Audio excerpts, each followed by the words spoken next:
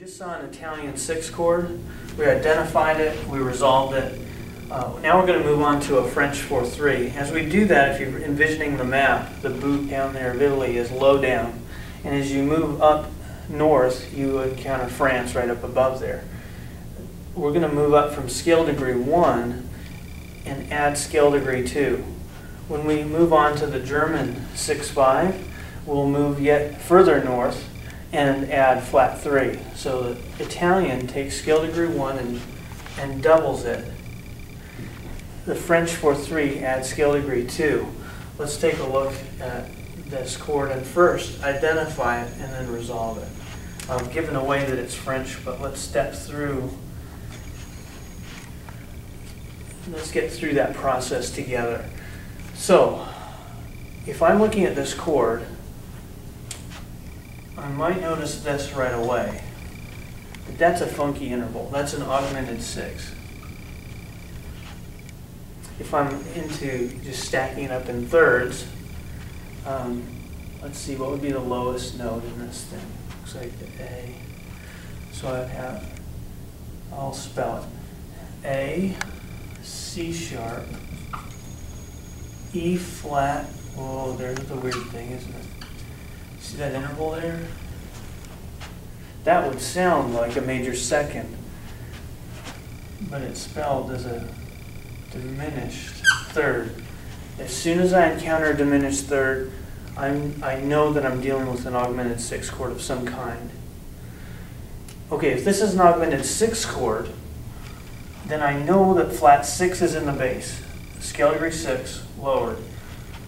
Alright, if this is scale degree 6 and it's low version, I have to go up a major third to find the tonic. E flat up a major third is G.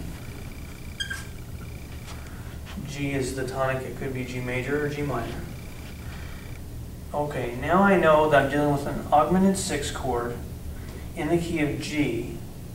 How do we know that it's French?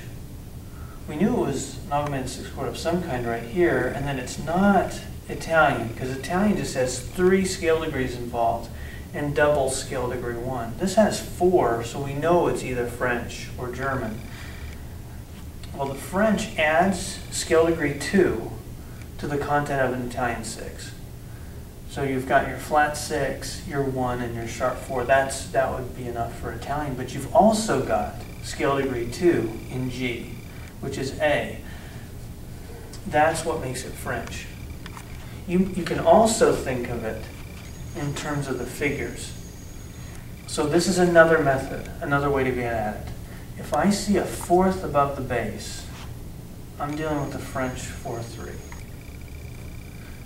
Remember, figures are a shorthand. So if you want to find all the intervals, you'll find a 6th, a 4th, and a 3rd if it's French.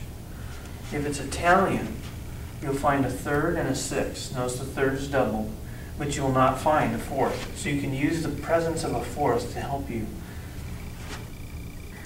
Notice that it's an augmented 4th. Okay, so if you want to go with intervals, you can look for the interval pattern of 6, 4, 3 in there.